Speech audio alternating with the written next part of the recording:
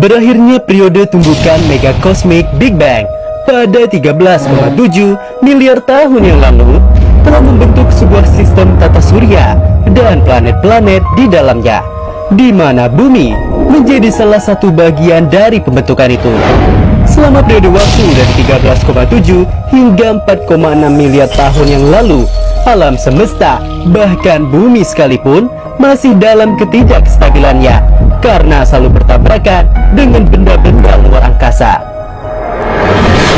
Bumi mulai terbentuk pada 4,6 miliar tahun yang lalu, di mana temperatur bumi sangatlah tinggi, lingkungan dengan gas beracun, aktivitas vulkanisme ekstrim, dan sering terjadinya tabrakan benda-benda luar angkasa yang menyebabkan tidak adanya tanda-tanda kehidupan pada awal pembentukannya. Dikenallah istilah eon yang disebut sebagai fase yang menggambarkan skala waktu yang sangat panjang dan tidak mampu diukur atau ditentukan. Namun banyak ahli telah menspekulasikan bahwa usia bumi saat ini ditaksir sepertiga dari usia alam semesta. Sejumlah perubahan biologis dan geologis besar pun telah terjadi sepanjang rentang waktu tersebut.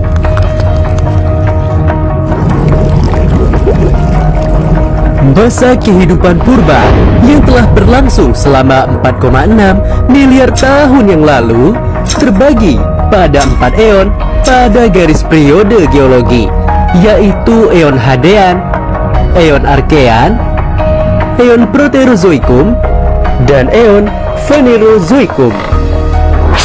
Nah sobat, kita akan bahas satu persatu 4 pembabakan periode geologi agar teman-teman lebih mengenal asal mula terbentuknya bumi hingga tiba di zaman saat ini. Namun, sebelum kita lanjut, jangan lupa klik tombol subscribe serta nyalakan lonceng notifikasi agar kalian tidak ketinggalan informasi-informasi menarik lainnya yang akan hadir untuk menambah wawasan dan juga pengetahuan sobat YouTube semuanya.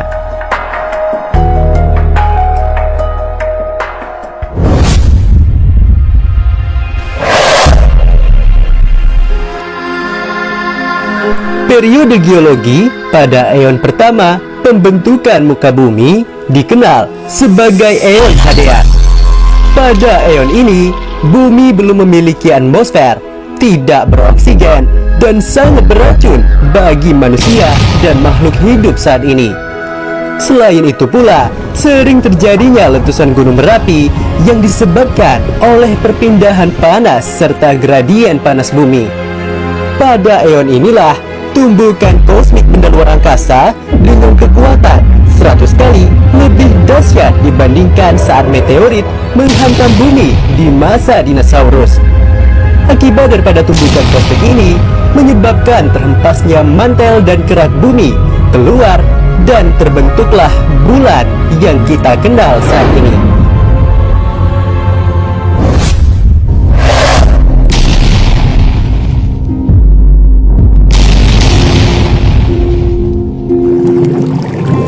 Periode geologi di eon kedua disebut sebagai eon Archean. Pada eon ini, kerak bumi mulai terbentuk ketika permukaan bumi mulai memadat, menghilangkan bekas-bekas pergeseran lempeng tektonik Hadean serta dampak dari tumbukan yang terjadi. Hal inilah yang lambat laun akan membentuk inti lempengan yang sampai sekarang tumbuh menjadi benua. Pada eon ini juga, bumi mulai mendingin.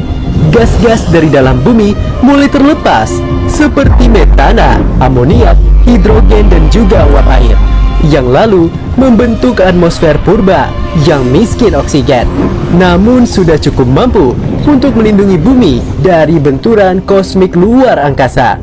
Nah, pada eon ini jugalah hujan pertama kali turun di bumi, lalu terbentuklah lautan dan danau.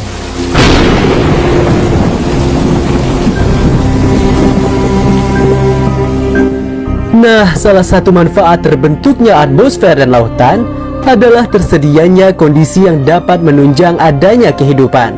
Tahap awal munculnya kehidupan dipicu dengan adanya reaksi kimia yang menghasilkan senyawa organik sederhana, termasuk nukleobasa serta asam amino yang merupakan materi penyusun kehidupan. Makhluk hidup sel tunggal prokariota mulai muncul sekaligus menjadi nenek moyang pertama makhluk hidup di bumi yang dikenal sebagai Luca. Seperti semua sel modern, Luca menggunakan DNA sebagai kode genetik, RNA untuk transfer informasi dan sintesis protein, lalu enzim untuk mengkatalis reaksinya.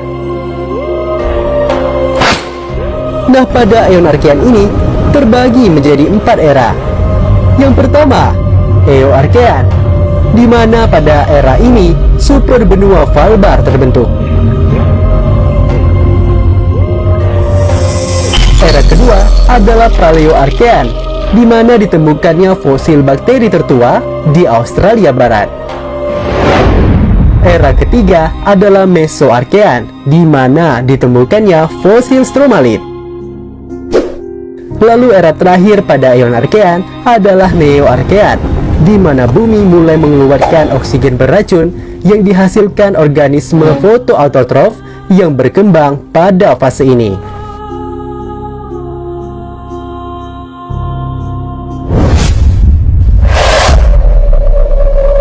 Eon ketiga pada garis periode geologi disebut sebagai eon Proterozoikum.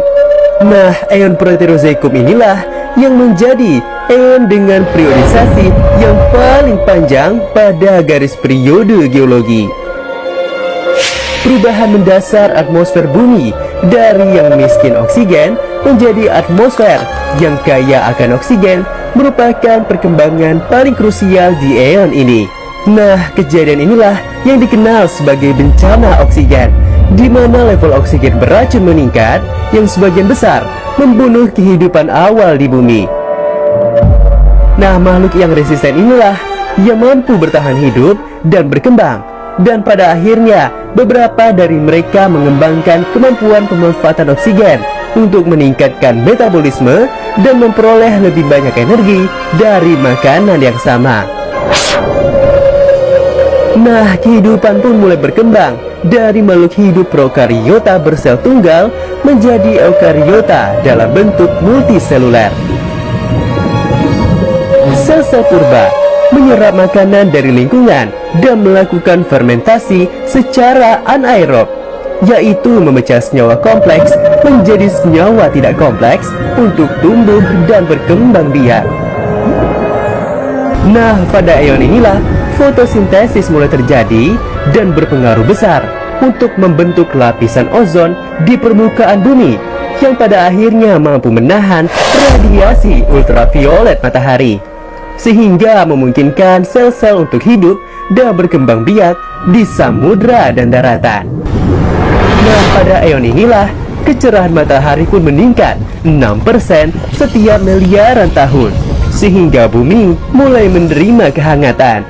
Namun bumi tidak serta-merta menghangat, karena pada fase awal Proterozoikum dikenallah istilah bumi bola salju, di mana bumi pun mendingin dan terjadi zaman es parah yang menyelimuti bumi dari kutub hingga khatulistiwa. Nah, zaman es inilah yang mampu menurunkan kadar metana yang pada akhirnya mampu menolak peningkatan hawa panas yang diberikan matahari. Berakhirnya eon Proterozoikum ditandai dengan meningkatnya keanekaragaman kehidupan. Bentuk baru kehidupan yang muncul adalah biota ediacara, yang sebagian besar tubuhnya memiliki struktur rangka dan tulang. Perkembangan yang penting pada eon ini adalah asal mulanya sel otot dan juga sel saraf. Nah, pada eon Proterozoikum juga terbagi pada 3 era. Yang pertama era Paleoproterozoikum, kedua era Mesoproterozoikum, dan era ketiga adalah Neoproterozoikum. Nah, selama era Paleoproterozoikum, 2 peristiwa besar yang sangat penting terjadi, seperti oksidasi hebat, produk fotosintesis yang mulai membuat cyanobacteria, dan salah satu stabilisasi abadi pertama di benua. Yang kedua adalah era Mesoproterozoikum, di mana karakteristik era ini adalah pengembangan benua super yang kemudian menjadi satu yang dikenal sebagai Rodinia, serta fragmentasi benua super lain yaitu Columbia atau Nuna. Dan era terakhir pada eon Proterozoikum adalah era Neoproterozoikum, di mana peristiwa yang paling representatif dari era ini adalah super glaciation, di mana bumi ditutupi dengan es hampir secara keseluruhan, yang mana hal ini dijelaskan dalam teori bumi bola salju.